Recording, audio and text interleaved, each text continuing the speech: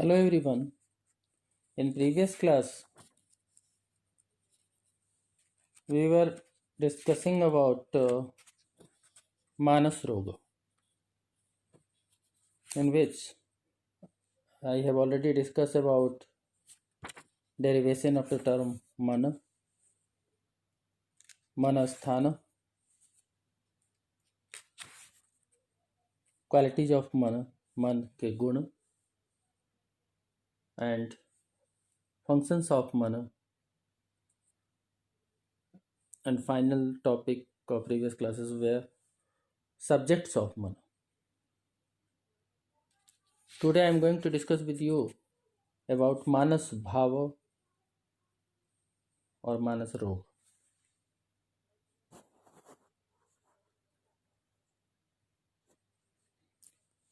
मानस भाव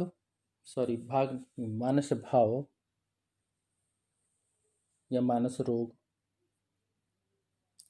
जैसा आप जानते हैं, काम क्रोध लोभ मोह आदि, जिन्हें आयुर्वेद में मानस रोग कहा गया है,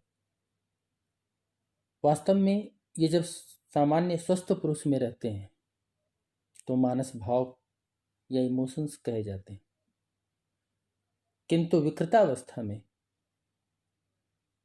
मानस रोग कहा जाता है। इनका अलग अलग विस्तृत वर्णन अलग अलग जगहों पे संहिताओं में मिलता है।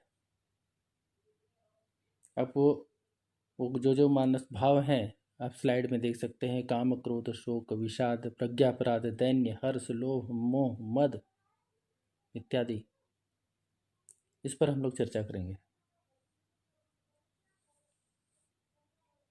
जैसे प्रथम भाव हमने यहाँ स्लाइड में दिखाया, काम, लस्ट। काम प्रेम या रोग ऐसा मनोविकार है जिसमें व्यक्ति किसी व्यक्ति या वस्तु के प्रति सुखद या रागात्मक आकर्षण का अनुभव करता है। उस व्यक्ति या वस्तु को पाने की या संपर्क की तीव्र उत्कंठा उसके मन में बार बार जागृत होती है। सूत्र स्थान फर्स्ट चैप्टर को अगर याद करें, वहां लिखा, काम इंद्रियार्थे स्वाभिकांक्षा। प्रेम को काम की अग्रावस्था कहा जा सकता है। काम का विकास दो प्रकार से हो सकता है, नेचुरल और आर्टिफिशियल, स्वाभाविक और अस्वाभाविक, कृत्रिम। काम का अस्वाभाविक विकास अनेक रूपों से प्रकट होता है और यह अपने आप में एक मनोविकार है और अन्य मनोविकारों को उत्पन्न करता है।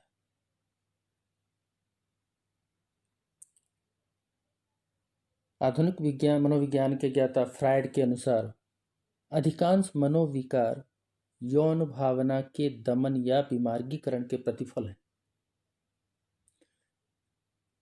आयुर्वेद में भी असंयत काम को स्वयं मनोविकार माना है और उसकी गणना मानस विकारों में की है।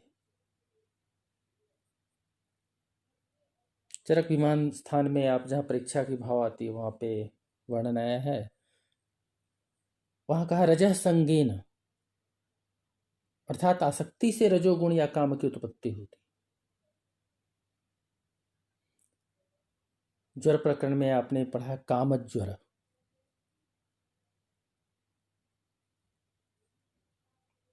चरक चिकित्सा में जो ज्वर का प्रकरण है, तृतीय अध्याय में ज्वर चिकित्सा, वहां कामज्वर का वर्णन आया। कामज्वर अभिप्रेत कामनी की अप्राप्ति से उत्पन्न ज्वर कामज्वर कहलाता है। ज्वर प्रकरण में ही एक काम शब्द और वर्णन आया है, जहां लिखा, काम शोक भयात वायु क्रोधात पित्तम त्रयोमला। काम शोक और भय से वायु की उत्पत्ति होती है, क्रोधात पित्तम, क्रोध से पित्त की उत्पत्ति होती है।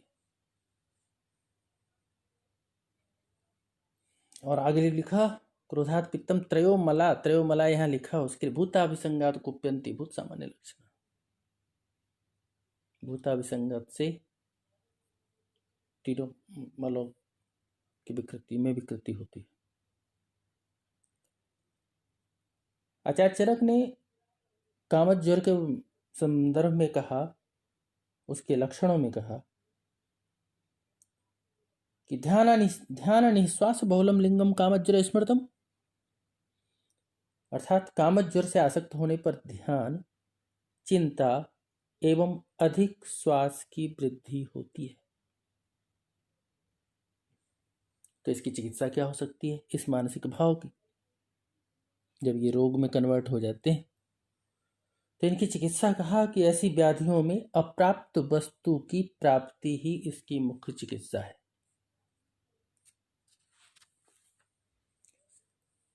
काम को क्रोध से जीतना चाहिए, वहां परस्पर प्रतिद्वंद चिकित्सा इसको बोलते हैं। कामात क्रोध ज्वरो नाशम क्रोधात काम समुद्भवा, तथा अन्य संतर्पक एवं वात व्याधि नाशक चिकित्सा करनी चाहिए। दूसरा क्रोध है, अभी हमने कहा क्रोधात पित्तम, क्रोध से पित्त की वृद्धि होती है।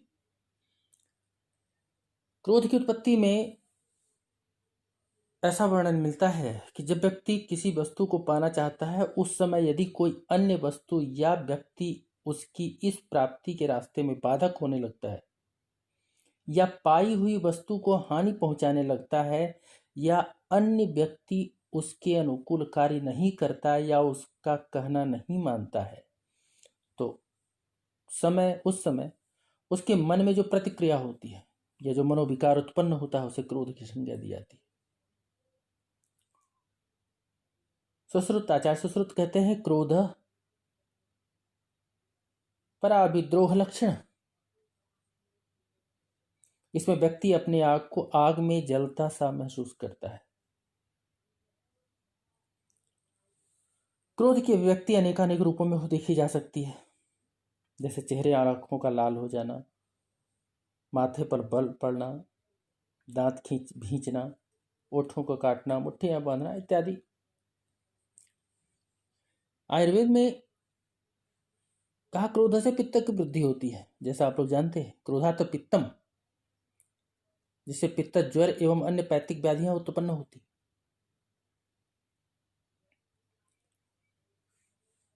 आचार्य चरक कहते हैं, काम शोक भय क्रोध एवं भूत प्रेतों से आसक्त जिन व्यक्तियों में ज्वर होता है, उन्हें अभिसंगत ज्वर कहते हैं।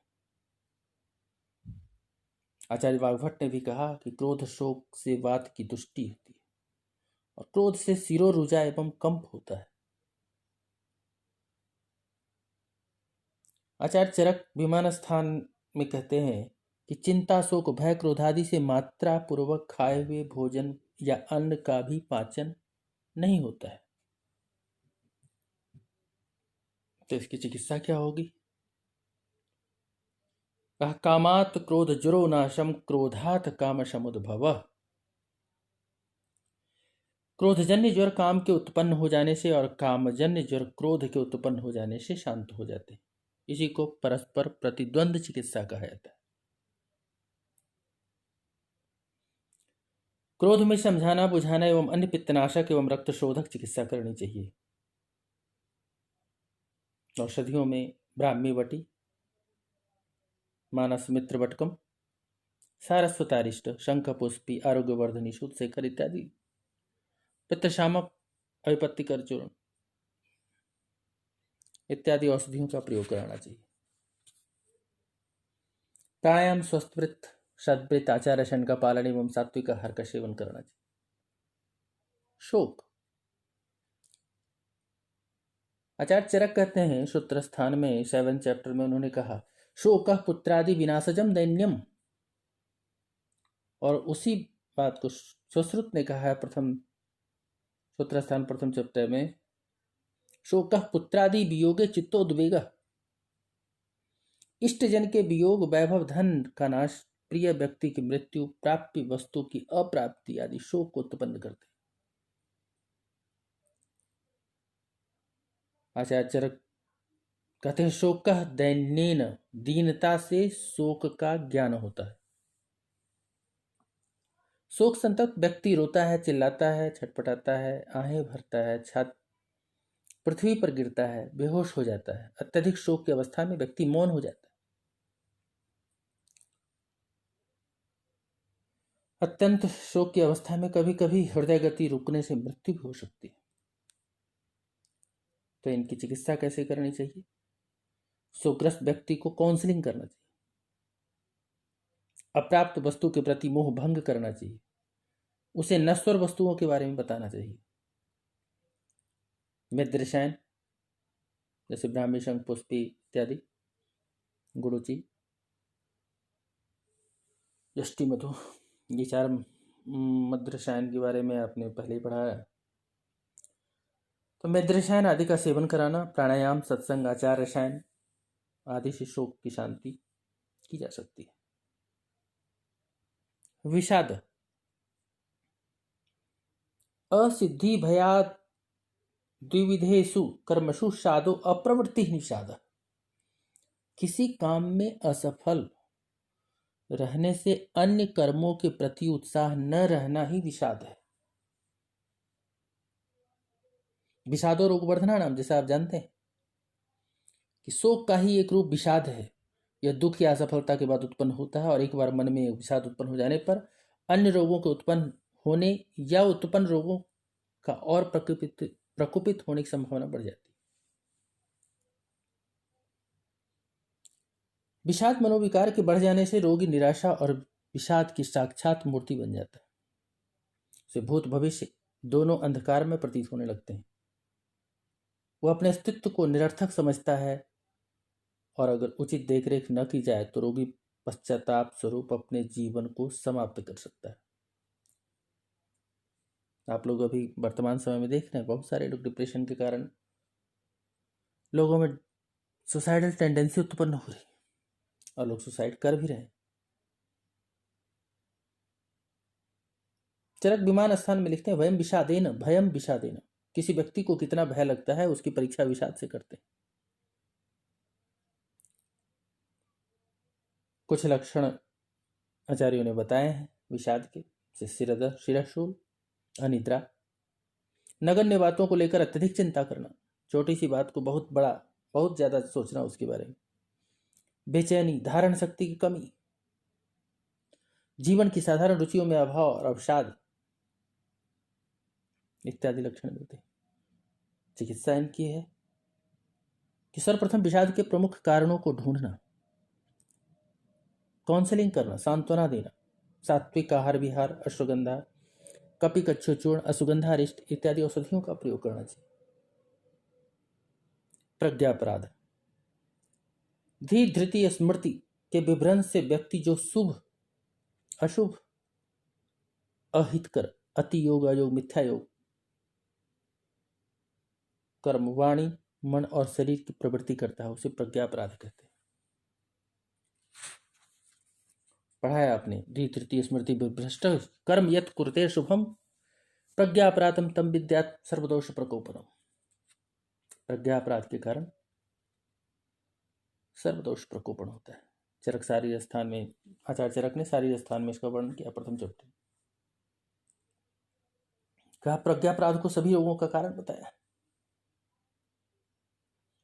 कहा ईर्ष्या, शोक, भय, क्रोध, मान, द्वेषादयश्च ये मनोविकारास्ते अप्युक्ताः सर्वे प्रज्ञापराधजा।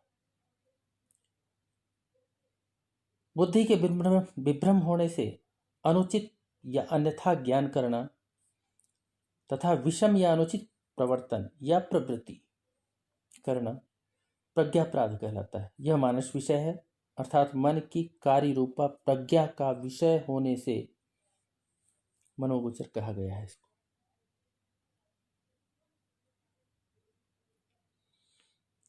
अब 3 शब्द यहां पे है। धी धृति स्मृति। धी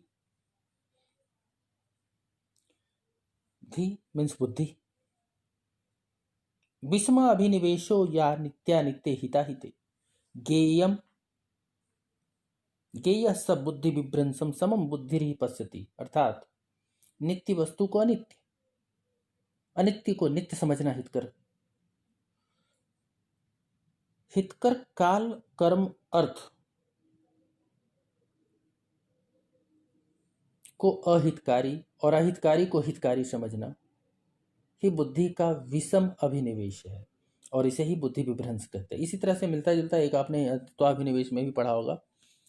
वहां लिखा तत्वाभिनिवेश के वर्णन में, विस्मो कुरते बुद्धि नित्या नित्य हिता हिते, कि जो व्यक्ति हित को अहित और हित को अहित को हित समझे वही धृति विभ्रंश। धृति, धृति का मतलब होता है धीरता। विषय वासना की ओर प्रवृत्त सत्व को धृति भ्रंश के कारण अहित अर्थों से रोका नहीं जा सकता, क्योंकि धृति ही मन को नियंत्रित करने वाली होती है। अर्थात जब धृति भ्रंश या धीरता का नाश हो जाता है तब अति योग, मिथ्या योग इत्यादि से मन को रोका नहीं जा सकता, जिससे विभिन्न प्रकार के रोगों की उत्पत्ति हो सकती है। इसी प्रकार से स्मृति,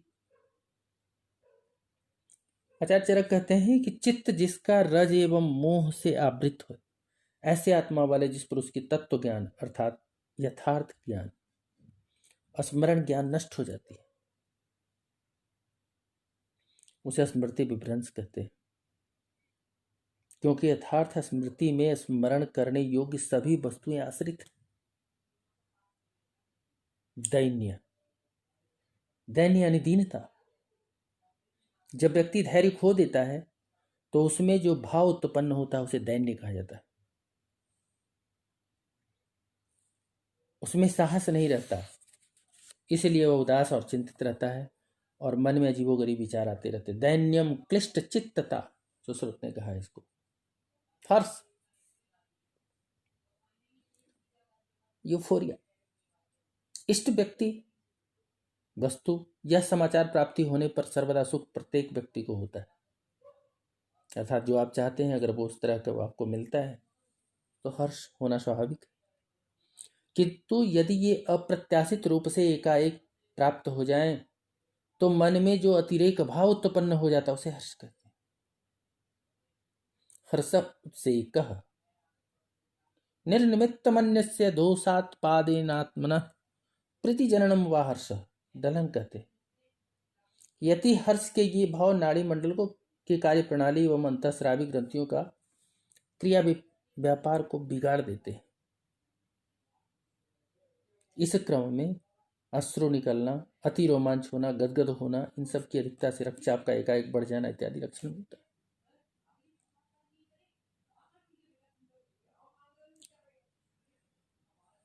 कभी कभी हृदयाघात, हार्ट अटैक से मृत्यु या मानसिक संतुलन बिगड़कर हर्षोन्माद जैसे रोग उत्पन्न होते हैं। लोभ, लोभ विषय अनुचिता प्रार्थना, विषयों की अनुचित प्रार्थना अभिलाषा ही लोभ है। इसमें व्यक्ति दूसरे के द्रव्य को लेने की इच्छा रखता है और दूसरे व्यक्ति के अधिकार, पद, प्रतिष्ठा आदि का हनन करके उसको मिलने वाले अंश को भी स्वयं प्रबल इच्छा से तदनुरूप क्रिया करता है। आचार्य सुश्रुत कहते हैं, लोभ पर स्वग्रहणाभिलाष, पर स्वग्रहणाभिलाष, लोभ ग्रसित व्यक्ति के मन में अनेक दुर्विचार आते हैं और वह तत् विषयक चिंतन भी करता है। लोभ से ही क्रमशः काम और क्रोध की उत्पत्ति होती है। मोह, डिल्यूजन, व्यक्ति की बुद्धि जब तम से आवृत होती है तो उसमें ज्ञान अज्ञान का निर्णय करने वाली बुद्धि आच्छादित हो जाती है, तब व्यक्ति मोह नामक मानस रोग से ग्रसित हो जाता है। मोह में व्यक्ति कभी कभी मूर्छित हो जाता है और कभी मूर्छित हुए बिना भी अज्ञानता में रहता है। मोह से ग्रस्त व्यक्ति सचेत रहते हुए भी यथार्थ का ज्ञान नहीं कर पाता। मोह ही मनुष्य को उन्माद, अपस्मार, मूर्छा आदि व्याधियों की ओर ले जाता है। मद, न्यूरोसिस,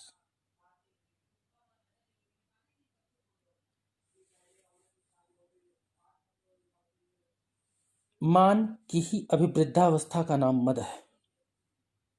मान एक ऐसी प्रक्रिया है जिसमें व्यक्ति अपने अहंकार बस कुछ मानदंड स्थापित कर लेता है और वह सद या असद गुण को अपने आप पर आरोपित कर उसे अपनी श्रेष्ठता का कारण समझ लेता है।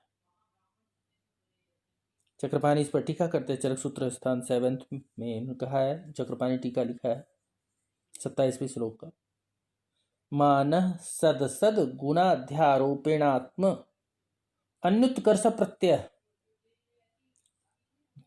इसमें व्यक्ति मिथ्या गर्वित होकर अपने आप को सर्वशक्तिमान समझकर हीन आचरण करता है, और यही मद है जो बाद में उन्माद, अपस्मार और आदि मानसिक व्याधियों को उत्पन्न करता है।